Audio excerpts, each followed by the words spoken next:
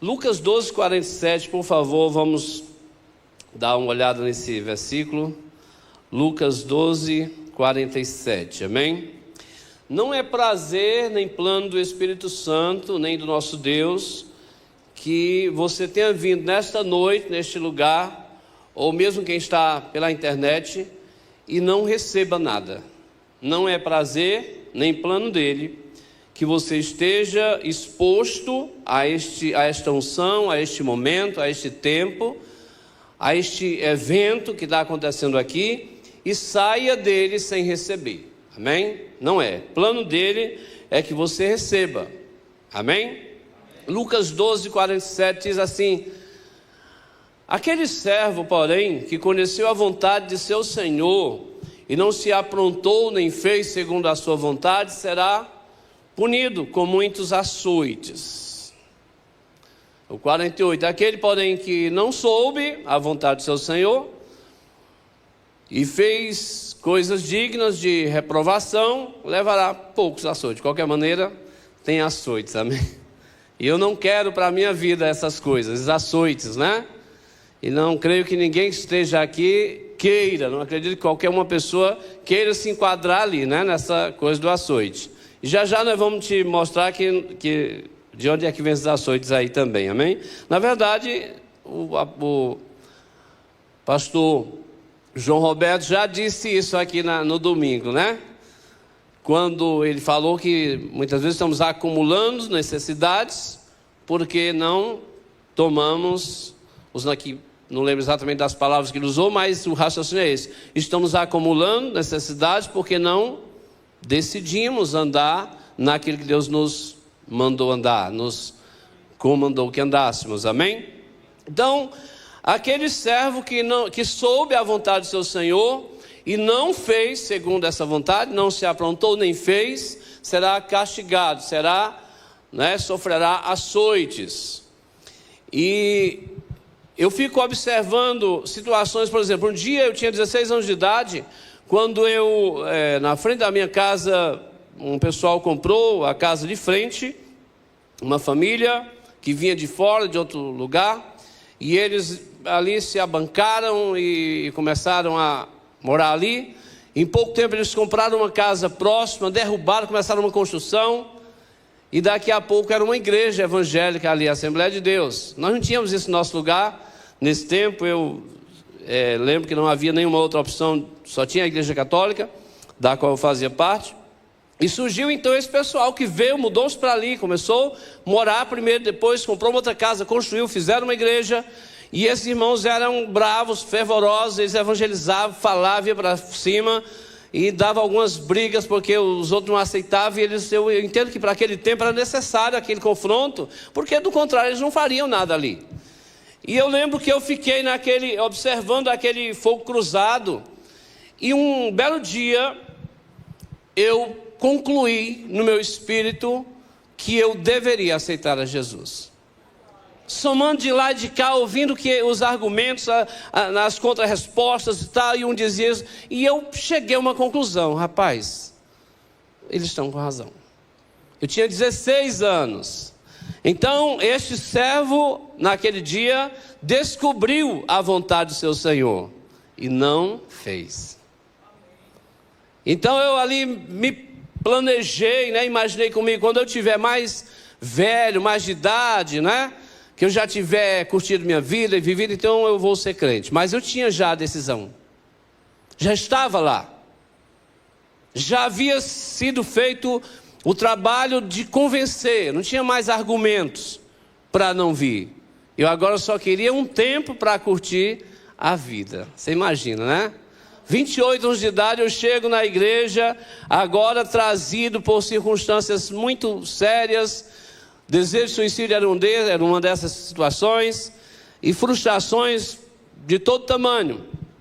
E foi assim que eu fui alcançado novamente por uma outra igreja que se levantou diante da minha casa. Imagine, assim, que coisa é essa? Que Deus é esse, né? O pessoal do Voz da Verdade, que Deus é esse? Que de repente começa uma construção na frente da minha casa, aqui no Eusébio, E eu percebo que é uma igreja. Se levantou ali, ainda levei uns 3 anos, mas acabei sendo puxado pelas minhas necessidades ali naquele tempo. E cá estou, amém? Mas se eu disser a você que açoites vieram naquele tempo, então veja bem, pode ser que haja pessoas, como esse do versículo seguinte, que ele não sabe a vontade do seu Senhor, ele ainda não tem essa certeza que ele deva fazer isso ou fazer aquilo, pode ser, mas eu digo a você, andando no Evangelho, já há alguns anos, estando à frente de algumas situações, eu penso que há muitas pessoas, não são poucas, há muitas pessoas no seio da igreja, que elas estão sabendo o que tem que ser feito, mas elas não fazem, elas não conseguem, às vezes não é nem uma maldade, às vezes é um medo que ela não consegue confrontar ele, às vezes é uma barreira mesmo, mas ela sabe, lá no íntimo dela, no coração dela, está claro para ela o que é que ela tem que fazer. E ela vai procrastinando, vai empurrando, vai levando para frente, vai deixando para amanhã, para depois, e a vida vai passando. E aí o apóstolo Pedro vai dizer, deixa eu encontrar aqui, aleluia. Às vezes a pessoa até ela pode chegar a imaginar que ela está sofrendo, já vi, a pessoa diz, eu estou sofrendo isso aqui para a glória de Deus, já vi isso. 1 de Pedro 2,20, por favor. 1 de Pedro 2,20. E ela começa a sofrer os açoites da vida, e ela acaba sabotando a si mesma e começando a dizer que isso é para a glória de Deus, é porque ela é muito espiritual, é porque isso ou aquilo, ela não se humilha, não reconhece que de fato está sofrendo isso aqui que Pedro está dizendo ali. Ele diz, pois que glória há, se pecando e sendo esbofeteados por isso, os suportais com paciência. Volta na NVI, por favor, irmão, porque na NVI fala de açoites também, aí dá certinho como que eu... A NVI fala de açoites também. Pois que vantagem há em suportar açoites recebidos por terem pecado? Que glória há para Deus em um irmão estar lá de repente enfrentando um câncer, porque em determinado momento da vida dele ele precisaria ter perdoado, ter andado em amor, ter largado, ter deixado ir, como a nossa irmã lá da Inglaterra ministrou aqui, né? O deixa aí, esqueci o nome dela, a Alexandra, que veio da Inglaterra, né? Flinge, pronto, que ela colocou sobre essa questão do let it go, né? Da canção. Deixa aí, deixa para lá, deixa livre, solta, né? E às vezes, não dizendo que todo câncer é esse o problema, mas há cogitações que muitas pessoas sofrem uma situação dessa, possa estar relacionada a situações vividas em que não houve perdão, em que não houve cura emocional, e aquilo cresceu e aquilo tornou-se um grande problema. E hoje eu ouvi, inclusive, o pastor Humberto me falando de um tio dele, e me lembrei agora, e casa bem com isso, que ele foi visitá-lo já enfermo, e ele disse que na hora ele sentiu de falar para ele que ele precisava perdoar para poder ser curado daquela doença. E o tio dele disse, eu sei quem é, é um fulano de tal que fez algo com minha filha, e eu não perdoei, eu não perdoo. Na verdade, toda vez que eu me lembro dele, eu lembro de enfiar a faca nele. Esse pastor Humberto contou hoje, eu vi na ministração dele hoje. Ele disse, meu tio, o senhor tem que perdoar, você precisa perdoar. Deus está me dizendo que se você perdoar, eu vou orar e você vai ser curado. Ele disse, eu prefiro morrer. E morreu na semana seguinte. Sério, né? Agora, que glória há eu estar sofrendo, eu estar padecendo, eu estar enfermo, eu estar, né, apanhando, se a causa deste sofrimento é um pecado meu, é uma falta de atitude minha, né? Que glória há para Deus? Porque muitas pessoas tentam dar a Deus essa glória, uma espécie de glória, porque ela está passando dificuldades. Mas não há glória se não for feita de forma legítima, né? Ou seja, se o sofrimento ele veio, estando eu perfeitamente enquadrado na vontade de Deus para mim, esse sofrimento sim glorifica a Deus. Jesus sofreu na cruz sem dever nada, né?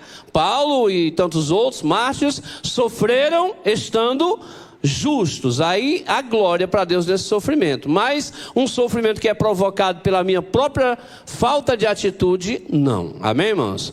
Então os açoites que virão, não é que Deus está dizendo, se você não fizer, se você sabe a minha vontade e não faz, eu vou te açoitar. Não é isso que ele está dizendo. Como um pai amoroso e bondoso, ele está dizendo, meu filho, faça assim, que os açoites não vêm.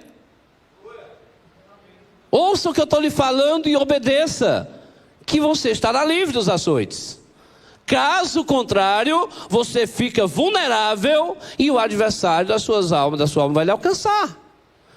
Eu costumo me lembrar de uma metáforazinha baseada na ideia de uma galinha, né? A galinha estando no terreiro, com aqueles pintinhos dela, e ela vendo um gavião lá em cima, né, ouvindo o barulho de um gavião, ela, como é mãe, né, ela trabalha para proteger os seus filhos, ela abre as asas e faz aquele barulhinho chamando os filhos, né?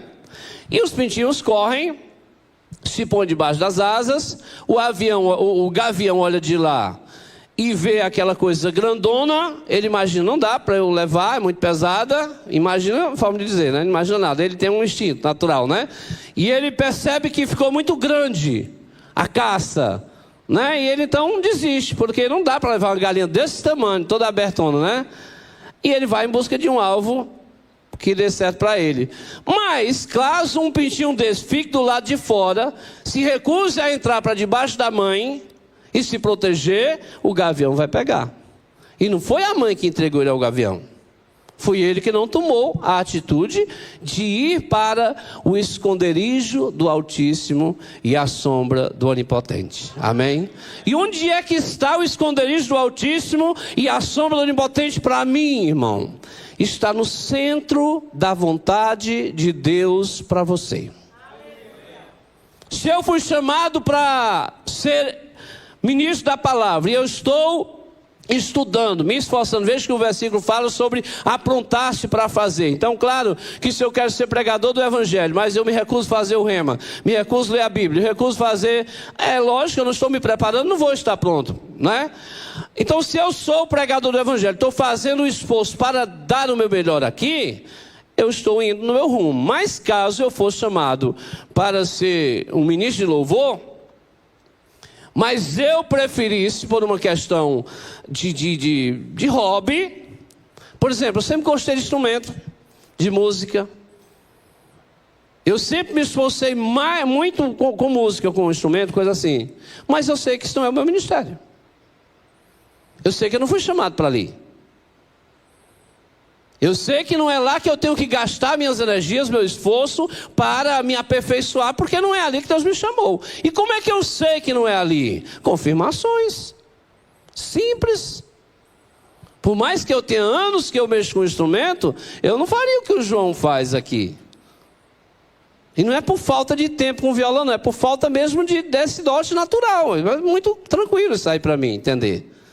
Existem pessoas que têm facilidade. Uma pessoa me falou uma vez sobre esse assunto. Ele era compositor e ele estava como pastor na época no ministério em que a gente estava. E ele disse para mim, eu sinto muito pesado esse negócio do ministério pastoral. Eu disse, por quê? Ele disse, porque para mim é muito complicado. Eu toda semana, quarta, sexta e domingo, eu tenho que arrumar uma mensagem.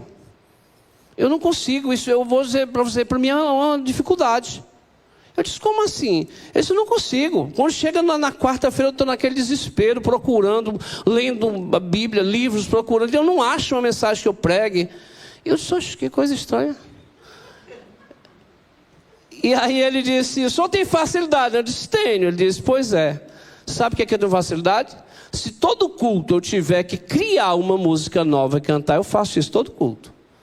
Está muito claro para onde ele foi chamado. Amém? Então onde é que está a segurança de que eu não vou levar os açoites?